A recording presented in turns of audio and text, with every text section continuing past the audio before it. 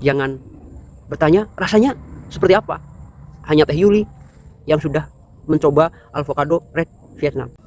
Buat pengguna kuota ketengan sama kayak aku dan kaum yang mendang-mending dan kalian yang fanatisme buta, hati-hati dalam mengolah sebuah informasi biar tidak tersesat jalan.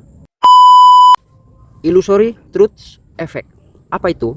Istilah psikologi yang kalau kita artikan, kebohongan yang diberitakan atau disampaikan secara masif dan terus-menerus akan dianggap menjadi sesuatu hal yang benar, meskipun itu adalah sesuatu yang salah tanpa data-data yang valid.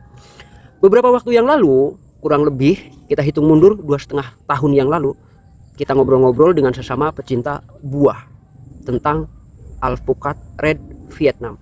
Banyak di antara mereka yang kekeh bahwasanya red Vietnam itu adalah salah satu alpukat introduktif yang memiliki karakter yang cukup genjah dan produktivitasnya sangat banyak, tanpa memverifikasi lebih dulu dari mana sumbernya. Dan bahkan kalau teman-teman sekarang mencari sumber itu di mesin cerdas Google, ketika kita ketik avocado red Vietnam, maka yang nongol kebanyakan alpukat berkulit merah. Sementara itu bukan produk dari avocado red Vietnam. Sampai di sini paham? Artinya siapa orang-orang yang berpotensi atau golongan-golongan tertentu yang memiliki potensi untuk melakukan istilah yang saya sebut di awal tadi.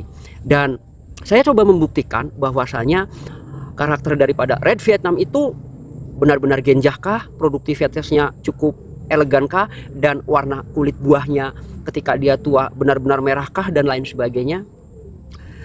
Di saat itu saya hanya bisa menyampaikan itu benar-benar bukan alpukat yang nanti berkulit merah.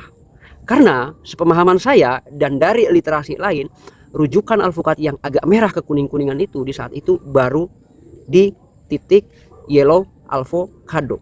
Dan di saat itu saya baru menyepakati bahwasanya yang merah itu identik adalah daun muda pada red Vietnam, agak lengkung, sedikit berbulu. Ada di video saya sebelumnya kalau tidak kena take down.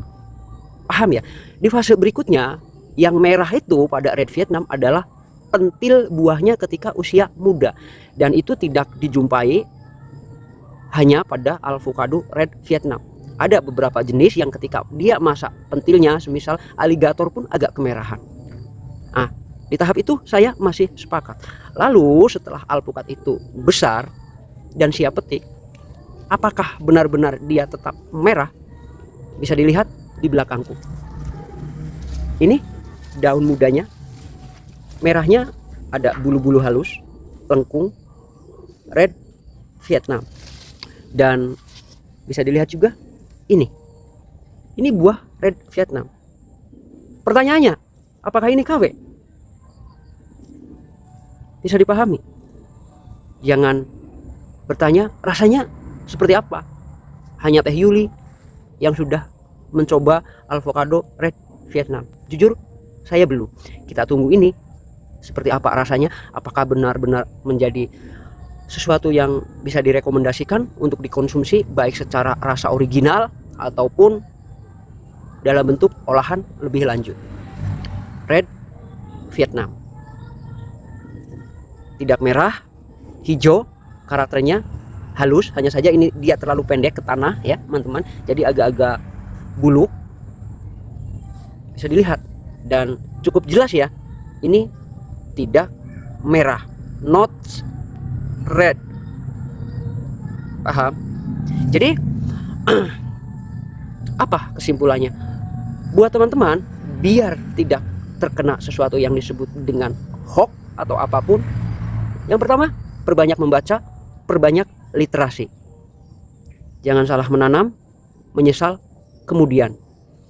Ingat, Google sekalipun belum tentu bisa jadi rujukan untuk mencari sesuatu informasi yang benar-benar valid. Verifikasi setiap informasi yang kita dapat. Jangan fanatis buta. Semoga sukses. Jangan lupa menanam. Terima kasih sudah menyimak.